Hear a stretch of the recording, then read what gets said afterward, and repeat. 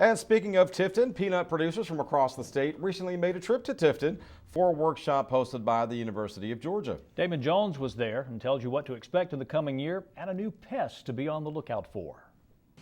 With supply far outweighing demand, the peanut prices have seen a sharp decline over the past couple of years.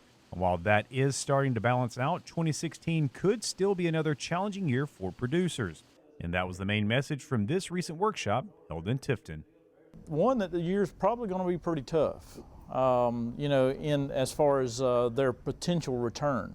We don't have that big margin like we usually do among these crops. So the return's going to be smaller, which means that you got to pay attention to how much you're putting into not only peanuts but other crops. However, that doesn't mean skimping on necessary input costs, as that will affect your bottom line in the long run.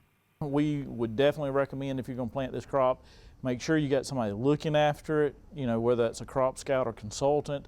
Make sure you stay ahead of any disease problems. Make sure you choose the right fungicides, as well as any other input that you need to put in. Having the right fungicide is of particular importance this season, as the weather so far indicates a high likelihood of problems with mold in the field. This year, I think we are setting up for, again, one of the highest disease years that we've had or could have, based on the amount of rain that we've received, based on how warm it's been over the winter.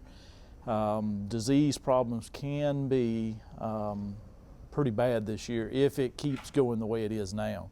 Another thing to be on the lookout for is the burrow bug, and while it is indigenous to the South, it has only recently become a problem.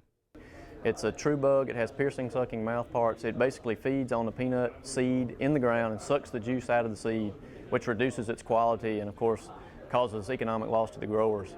The good news is that not many fields will have an infestation. However, those that do will see major damage to their crop. And it's a real serious problem for growers that have the problem. It's it's not in every field by any stretch. It's not a pest that we're going to see across the whole state. But there are certain growers in some counties especially that have problem year after year, and for them it's really a devastating economic problem. That means while it's not a widespread problem, it is still a good idea to have your fields checked. And for those who have already experienced this problem, the best way to prevent a repeat is to change up how you prepare your field. But for those growers who are using conservation tillage and who consistently have burrow bug problems, they probably should consider going back to turning some of, especially the non-irrigated land, because the non-irrigated land is at higher risk for bugs. Turning those acres is probably a good recommendation for those growers if they've had consistent burrow bug problems. While it is still early in the year, optimism is high for the crop in 2016. I think we're poised for at least a good start here. Now, how things go as we go along, Mother Nature's going to dictate that. But for right now, we've got just as high potential right now to make a good crop going into the 2016 season. Reporting from Tifton, I'm Damon Jones for the Georgia Farm Monitor.